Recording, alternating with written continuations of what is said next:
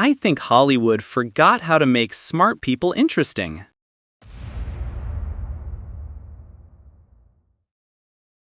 I think big-budget sci-fi has been coasting, not failing, just getting comfortable. $200 million budgets, world-ending stakes, and somehow less tension than a high school exam.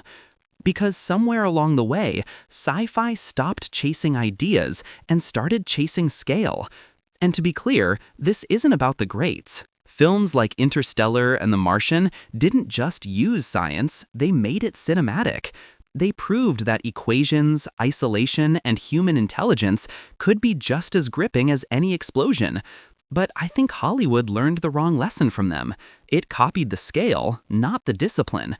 So instead of more Interstellars, we got louder versions of everything else. And that's why Project Hail Mary feels different. Because it doesn't feel like an escalation, it feels like a correction. It's not trying to be bigger, it's trying to be smart again. I think isolation in sci-fi isn't new. We've seen it for decades. One person, one ship, one impossible situation. But I think what has changed is how quickly characters adapt to it.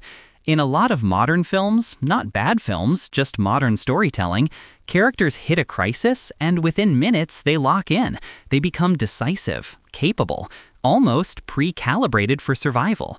And that works. It keeps the pace high, it keeps the story moving, but it also skips something important, the process of becoming that person.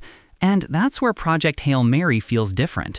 Because Ryland Grace doesn't arrive as the guy. He spends time not knowing, forgetting, second-guessing, trying something and failing. And I think that's a subtle but powerful shift. Because instead of watching competence on display, you're watching it form in real time. Now compare that to The Martian, which I still think is one of the best versions of this idea. Mark Watney is already exceptional. The tension comes from what he does with that skill. But here, the tension comes from something more fragile. Can this person even become capable enough in time? And that vulnerability changes how you experience the story, because the wins feel earned, not expected. In a genre full of people who feel ready for the mission, this is a story about someone who has to grow into it. I think this movie takes a risk most studios would avoid completely. It makes its emotional core a friendship between a human and something that doesn't even look human.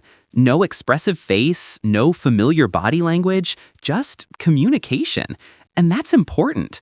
Because sci-fi has quietly been relying on human-like aliens for years to make emotions easier. This movie does the opposite. It makes connection harder and somehow more meaningful. It's basically a buddy movie where one of the buddies requires subtitles and patience. And honestly, after a very long time, a movie has given a bit of feel like E.T. the Extraterrestrial, which, if you haven't watched, I don't even know what to say. Go watch that movie. I think the biggest shift this movie represents is what I'd call competence porn. Watching someone think, solve, adapt. And somehow, that's more engaging right now than another CGI city getting destroyed. Because audiences have changed. We've seen everything explode. We've seen multiverses collapse. What we haven't seen enough of is intelligence under pressure.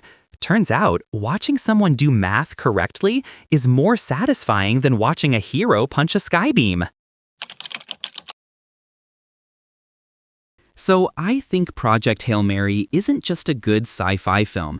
It's a correction, a reminder that scale doesn't replace substance, and that audiences don't need louder stories, they need smarter ones.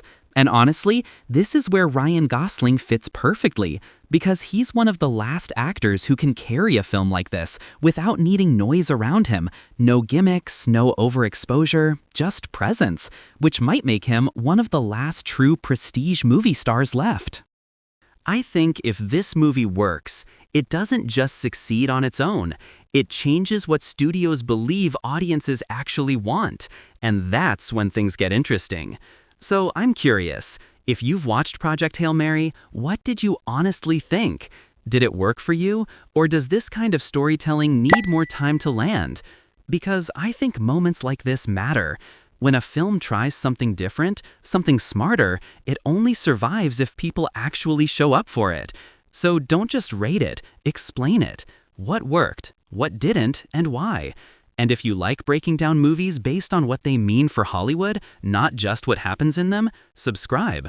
Because this is the kind of shift that doesn't happen often.